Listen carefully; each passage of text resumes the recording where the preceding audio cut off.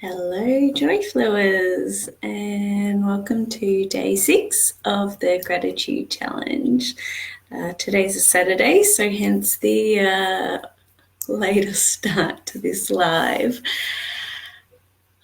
So starting off with what I'm grateful for today. Spent this morning catching up with some family, some loved ones. So very grateful for our time and connection with those people that we care about. What else? Grateful for a big chunk of work that I got done yesterday, and also some feedback that's coming through, hopefully anytime after this live, on a proposal that I put together. So I'm quite excited to get some feedback on that.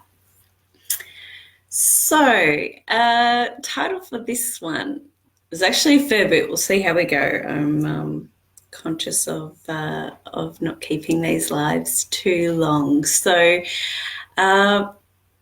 viewing life through a pinhole. So, the way our brains work, being pattern making machines, which is so useful so that we don't have to consciously be thinking through every single thing all of the time. The beautiful way our brains work is that certain patterns are formed, and that way we don't have to constantly be overthinking things. So, for example, once we've become capable at driving a car, you'll notice that you don't consciously think through all of the steps every single time you get into the car, like turn the key, check your mirrors, put the car into drive, put foot on accelerator. Yeah. The nice thing is that over time, our brains have pattern matched certain activities, and so therefore we don't have to think it through all the time. And likewise with all the millions of bits of information at any one time that we can be absorbing, we don't have to consciously go, wow, green plant in pot, curtain, window, veggie patch outside window, hard drive on table. Okay, my brain is able to pattern all of these things, so I don't have to consciously be aware of every single little bit of input coming in at any one point in time. So as you can see, this is very, very useful. However, on the flip side of that, the problematic element is that at any one point in time, the reality that I'm viewing consciously is really like putting a little pinhole, or not such a pinhole, a little hole in a piece of paper and viewing the world through that pinhole. That is the realities that we are viewing. It's pretty crazy, all right, when we think about it. So as a result of that, we're only ever seeing such a tiny, tiny portion of the reality that is potentially available to us. Okay, and as I mentioned yesterday, we actually filter out information. So what we actually do is that the brain will only allow us through our pinhole to see the things that match up with things that we already believe to be true. Okay, so things like our thoughts and beliefs and programmed thinking, all of that makes up our filters. Okay, so it can be a little overwhelming to learn that our realities are just a tiny, tiny portion of what's really available. Okay, but it's also quite empowering, because what we can start to do is analyze, well, what is making up my filter? Okay, and is it possible to choose filters that are going to, oh my God, be more useful and create a reality that's one that's more resourceful and beneficial in gaining the things that I actually want? Okay, so all of this is totally possible. So, of course, as I mentioned yesterday, there's the conscious side of things and then there's the unconscious things. And for the most part, majority of things are unconscious. So what are the unconscious things that I'm bringing into my life? Because quite often we're getting results in our lives of things that we don't actually want. And it's like, okay, so how am I actually creating this? Okay, what are the filters? What are the beliefs and programming that I got going on in my mind that I could perhaps flick and change and then start to see different results in ourselves. And this is why quite often for people, change can sometimes be quite difficult because there's unconscious programming going on that we're not necessarily aware of. So it's quite fascinating. So our beliefs, our judgments, perceptions, programmed thinking, all of these things are either working for us or they were working for us at one point, else they wouldn't exist. And it's just our scenarios have changed and therefore now they're not working for us. Okay, all of these things did work for us at one point or they wouldn't exist. Okay, so for example, when I was little, if I got caught up in dogs fighting or was a victim of, say, a dog attack, that's a pretty intense experience, and that is very likely to have formed some beliefs around dogs, like dogs are dangerous.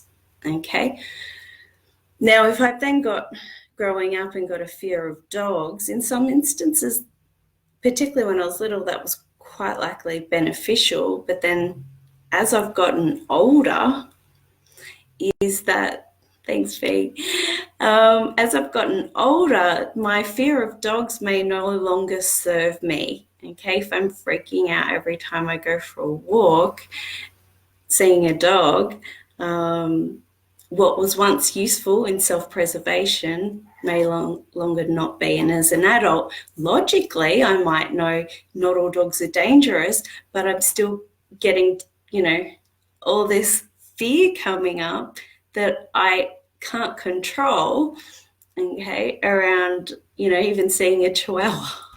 Although, mind you, they can be quite vicious. So that might be valid. Okay, so if I'm curious about things that are showing up in my life that I don't necessarily want, actually going, where is that potentially coming from? Where are my filters? Am I actually creating that scenario for myself? There are ways to access things that are unconscious. It's probably outside the scope of this particular recording. I'll note that for another time. But just know that beliefs are actually made up. We choose them at certain times. They can be ingrained very quickly if they're based on an intense experience, such as a dog attack. However, with very deliberate and intentional questioning, it's very easy to sort of flick these things. The other element to talk about in regards to this is affirmations, if you've ever come across. Some people swear by them and love them. I was always a little bit skeptical, the idea that I go, create a affirmation about I have all the resources I need and live a life of luxury, as an example. Or, I am beautiful and I'm amazing. I was always skeptical to that, never quite bought into it. However, over time, with sort of clearing and integrating a lot of the unresourceful beliefs, what's actually happened and what I've actually learned is that affirmations are actually exceptionally powerful, on the proviso that we don't have some conflicting beliefs in behind it subconsciously that are going, yeah, right, you're beautiful. Nuh-uh. I believe you're ugly. Something in the background that we're not actually, some programming there that we're not actually aware of, that's in conflict to the affirmations. So there's actually a lot of power and things that are really useful with affirmations, so long as the majority of our system is actually in agreement with the affirmations that we've got going on. The other thing is too, am I actually giving myself permission to have the experience of what I want? So that being said, some of the work that I've done with myself, over time, I discovered some pretty ingrained heavy thinking that was totally working against me in me getting the things that I want. So I had a total unconscious belief, had no idea that it was there, totally basically saying, I don't get what I want, ever, full stop, period. I don't get what I want. That was a belief. Unconscious, didn't know it was there. So that programming was there, totally sabotaging my ability to basically have anything that I ever wanted, which is pretty intense. Glad I discovered that one and was able to do some work around that and flick that around for myself. All right, 12 minutes, not too bad. Okay, so the last one. The other thing with focusing on what we want, and I've already mentioned with gratitude, actually making sure that our system is feeling and having an internal experience of that gratitude, whatever that sensation is for you. And the reason being is that anything that we do, like goal setting, where we're focusing on what we want, there's actually a key element that often gets missed, and that is actually having the physical feeling and sensation as though I've already got that thing. So if I'm doing goal setting and I say, right, I want to earn 100K by July next year, as an example. First of all, speaking as though I've already got it.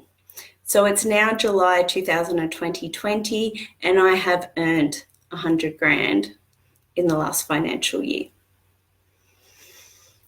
And then actually having that feeling, the emotions that I will actually have in July in 2020, but having the feeling of that now. Now, the beautiful thing about these guys, our minds, is they don't know the difference between a real lived experience and a imagined experience.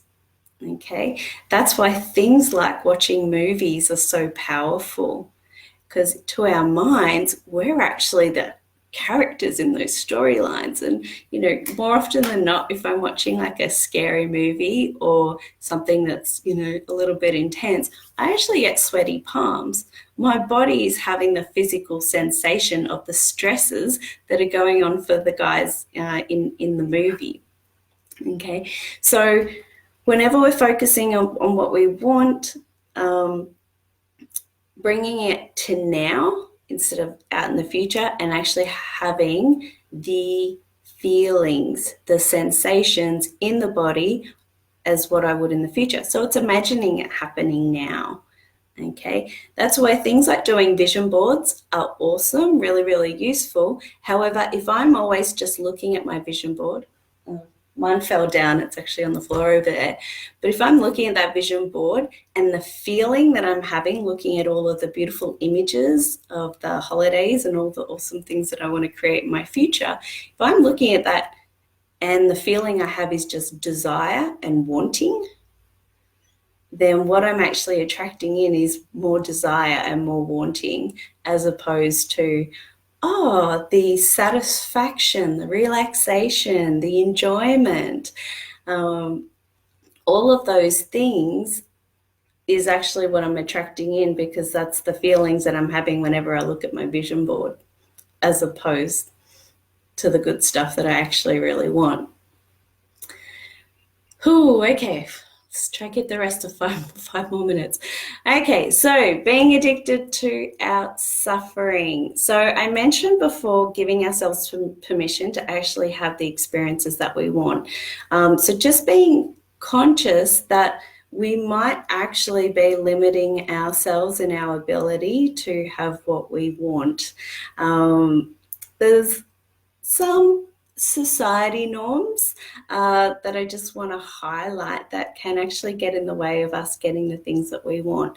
So first of all, if I grew up in poverty and living in lack and saw my parents struggle with money financially, then more often than not, the idea of actually having abundance and money and living a life of luxury, that, as much as I say I might want it, if I grew up in poverty and don't know any different, the idea of having all the things that I want is actually outside of my comfort zone, okay? And for my system, my body, it may not actually even feel safe to have that what I want.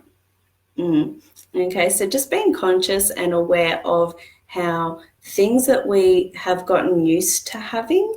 Okay, so for quite often, a common one is that if people grew up in dysfunctional families or their primary caregivers, the relationship was dysfunctional. Quite often we see people go off and repeat those patterns for themselves. Why? Because they don't know any different. But what they know is safe to them because it's a known, even though logically they're going, oh my God, I don't want this. I don't want to be fighting like my parents were. Okay, but it's known, so it's safe. Okay. The other thing is and I haven't done this in a long time, and I don't generally hang out with people in this space, but the idea that we like to, a trainer of mine called it the race to the bottom. So where we go, oh, I'm so busy. I worked till 5 a.m. 3 nights last week. And it's almost like a badge of honor saying that.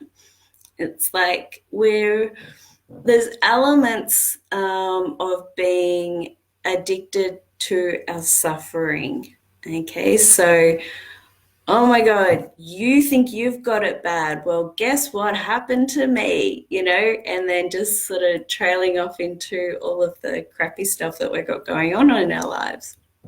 Okay, which is fine. We've all got crappy stuff going on in our lives, and it is useful to share that up until a point, until it becomes there's an identity attachment there. Okay, and it also becomes a little bit of a game of comparison. Okay, I share my own lived personal experiences from the purpose of that there's a learning to be gained, or a message, a seed of message in there that's going to be beneficial to people. Okay, or if I'm in a zone where it's going to be useful to share in terms of me coming to terms with something or having to figure it out and sort of work out what it means, what's the opportunity, what's the lesson, what's underneath all of this. Okay, so just be careful of our poor me syndromes. It's very easy to connect with people in our pain and our suffering. Okay, it's so there's actually core needs that get met when we're sharing those experiences. It's like, yeah, me too. Okay. However, if we want a life where we're getting all the things that we want, okay, again, it's that whole idea of how we're feeling and attracting in what we actually want. So is that actually working for us? Okay, one last point, and that is, and this is not uncommon, and I used to do it to a degree before I sort of learned these other things, and that is the idea of, well, if I imagine all the bad shit that could possibly go wrong, having a belief somewhere that, well, if I imagine it and play it out in my mind, then it's not going to happen. And so therefore only the good stuff will happen. Okay, so that's in complete contradiction to the idea of what I focus on is what I get. It's actually what I focus on I won't get. Okay, now that doesn't actually serve any purpose other than, again, I get to feel crappy. And remembering the poor mind doesn't know the difference between an imagined experience and a real experience.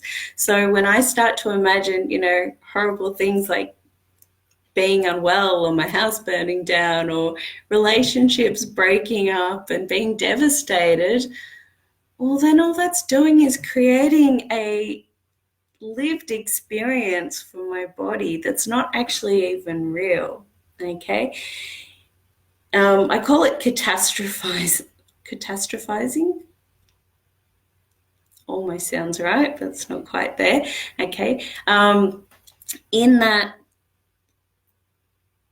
it's like a self-preservation tool. Again, that will become somewhere that behavior, that mindset, those thoughts were useful and resourceful. Okay, I would question whether or not that is resourceful for us now going forward. So again, looking for ways to bring out what are the actual beliefs, the recurring thought patterns that are going on there, and seeing if we can shift some of those to a more resourceful, a more beneficial, and something that's actually going to attract in the results and the things that we actually want in our lives. All right. Yeah, this is the longest one so far. So thank you for listening. They were two big topics that I really did want to smash out before I wrap all of this up in tomorrow's live. So thank you for your attention. Thank you for those that have been commenting and sharing and messaging and all the rest of it. Keep up the good work. Again, very much grateful for you. So good work. Enjoy the weekend. Happy Saturday, and I'll check in with you all and do the final live for this challenge tomorrow.